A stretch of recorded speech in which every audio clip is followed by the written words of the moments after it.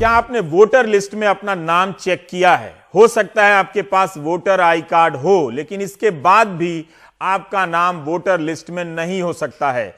इसके लिए आप सबसे पहले जाइए eci.gov.in के मेन पेज पर। वहां बाईं तरफ नीचे एक कॉलम मिलेगा जिस पर लिखा है search name in voter list. उसे क्लिक कीजिए। यह कई भाषाओं में होता है। एक फॉर्म खुलेगा, उसमें आपको मांगी गई जानकारी देनी है। नाम, पति, पिता का नाम, जन्म तिथि, जिला, राज्य और विधानसभा क्षेत्र डालिए। आप इलेक्टोरल सर्च.in के जरिए भी सीधे इस पेज पर पहुंच सकते हैं। इसके अलावा आप अपने वोटर आई कार्ड, जिसे एपिक नंबर कहते हैं, वो डालकर चेक कर सकते हैं कि आपका नाम इस बार के चुनाव के मतदाता सूची में है या नहीं। वोटर आई कार्ड होने का मतलब नहीं कि आपका नाम मतदाता सूची में हो ही। कई बार नाम कट जाता है। अगर आपका नाम नहीं है तो वोटर लिस्ट नहीं है। तो आप हैदराबाद के खालिद सैफुल्लाह ने आपकी मदद के लिए मिसिंग वोटर्स ऐप बनाया है। इनकी टीम वोटर आई कार्ड बनाने और वोटर लिस्ट में नाम जुड़वाने में मदद करती है। इनका दावा है कि इस साल के वोटर लिस्ट में करीब 12 करोड़ मतदाताओं के नाम गायब हैं। एक और दावा करते हैं जिसकी हम पुष्टि नहीं कर सकते कि इसमें 70% मुस्लिम और अनुसूचित जाति के मतदाता हैं। सुशील महापात्रा ने खालिद सैफुल्लाह से बात की है। इस ऐप में उन घरों के डिटेल्स है जिनमें वोटर मौजूद हैं, लेकिन उनका नाम वोटर लिस्टों से गायब हो चुका है। इस ऐप को हमने बनाया 2 डेटाबेस को कंपेयर करके। एक है सेंसस डेटाबेस और दूसरा जो डेटाबेस है वो election commission database. Census database में एक रिपोर्ट है जिसका नाम है हाउस होल्ड साइज रिपोर्ट।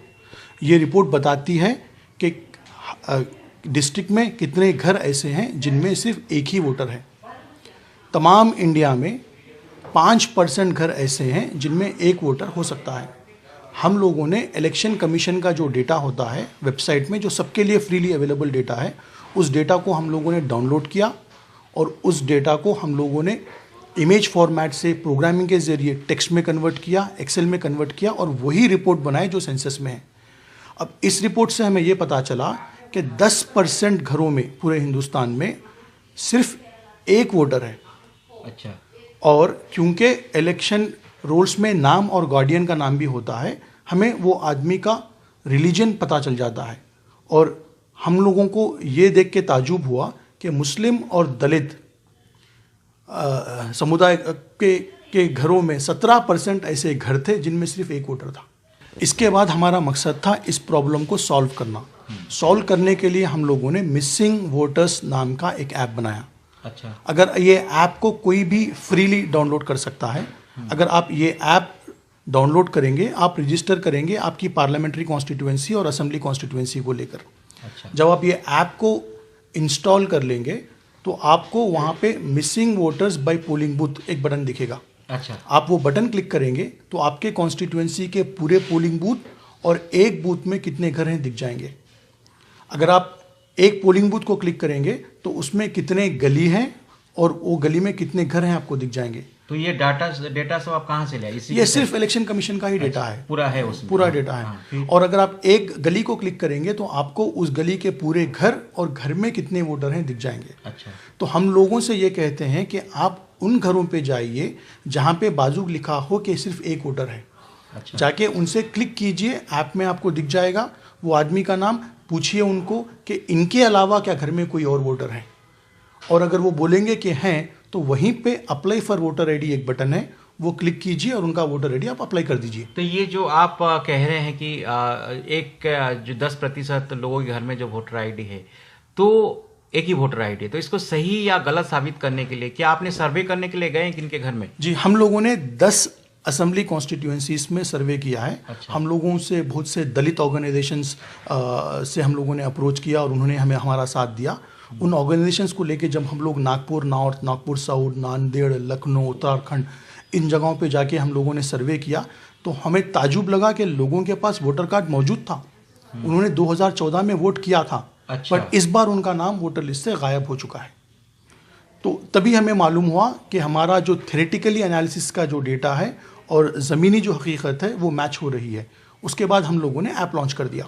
तो आप लोगों ने सर्वे किया जी, फिर आप लोग ने पाया कि नहीं इस घर में ज़्यादा वोटर्स है, तो उनके वोटर्स आईडी कार्ड बने नहीं या फिर मिसिंग है? या। ये दोनों है जी जी। तो इसके बाद फिर आपने क्या किया? इसके बाद हम लोगों ने कहा, क्योंकि पूरे हिंदुस्तान में अगर आप आंकड़ा देखा गया तो तकरीबन हम लोग हमारी एनालिसिस के हिसाब से 12 करोड़ वोटर्स हिंदुस्तान में मिसिंग हैं।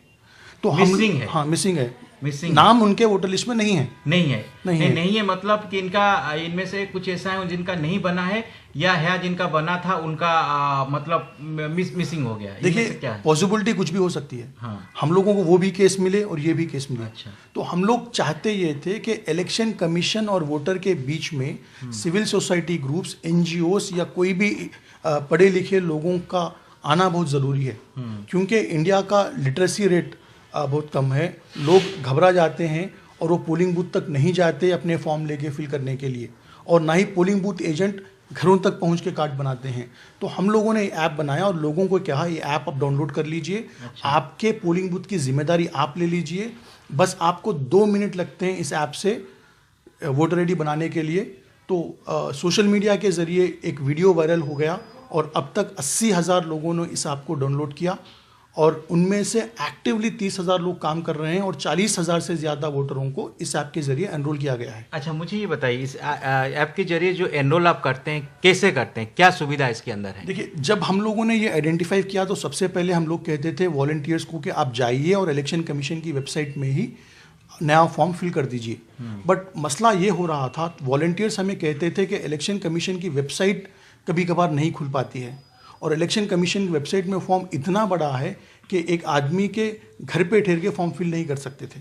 तो क्योंकि वॉलंटियर्स डिमोटिवेट हो रहे थे, हमने वॉलंटियर्स को कहा जो इम्पोर्टेंट इन्फॉर्मेशन है, उनकी फ़ोटो, उनका एड्रेस प्रूफ, उनका एज प्रूफ, ये 3 डॉक्यूमेंट सिर्फ आप 1 मिनट के अंदर ऐप में दे दीजिए।